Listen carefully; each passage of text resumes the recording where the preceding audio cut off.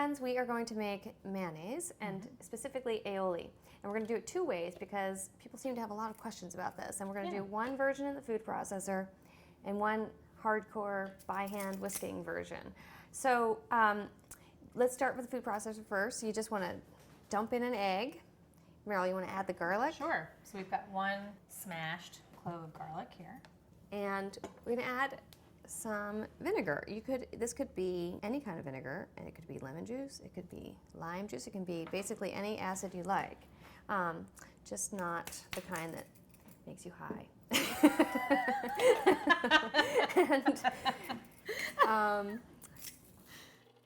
Now here's the cool thing about the old Cuisinart food processor is you can add oil here, and there's a tiny little hole down there, so the oil will drip down naturally. Want to start? Sorry? pouring? Sure. Yeah. So this is just vegetable oil. Yep. Because we believe that using all olive oil is just not the right flavor choice. We start with vegetable oil and we finish with olive oil. You can do an all olive oil aioli, but we feel like it's just like so intense. Soapy. Yeah, and you don't really kind of appreciate the garlic as much, so it's nice to have a sort of cleaner background for the garlic and then be accented by olive oil. I think MFK Fisher always described mayonnaise, or maybe it was Elizabeth David, as kind of like it would have the consistency of ointment. And it's kind of like, yeah, it's true. It is true. Kind of weird thought, but true. Okay. But that's okay. So let's take a peek. As you can see, it's getting nice and mayonnaise-y. Creamy. Yeah. Here we Nice. go. Good. It's a little more salt. Salt. But, and now we're going to add the olive oil. There we go.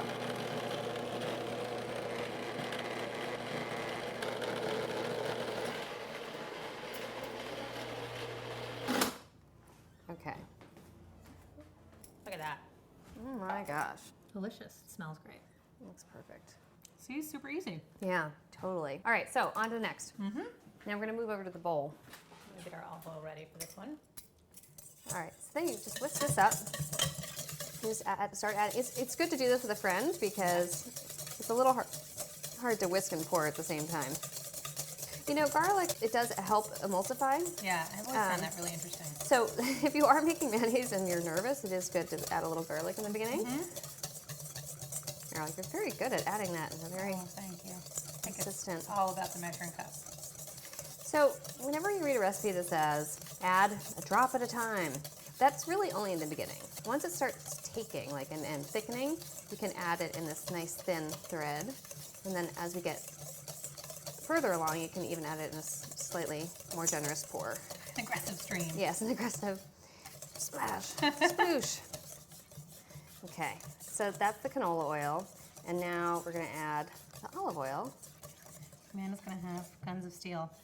Well, don't I already? So again, we're using much less olive oil just to finish it off, give it a little flavor. Almost there. Nice work. There we go. Look at that. Look at that. See if it tastes any different. Taste that. It definitely tastes hand whisked. It does. Absolutely. It's got that hand whisk flavor. It's actually more subtle because I think the garlic gets broken up in there more. Yes, that's true. It's nice. Yeah. They're both good. So that's that. Yeah. Take your choice.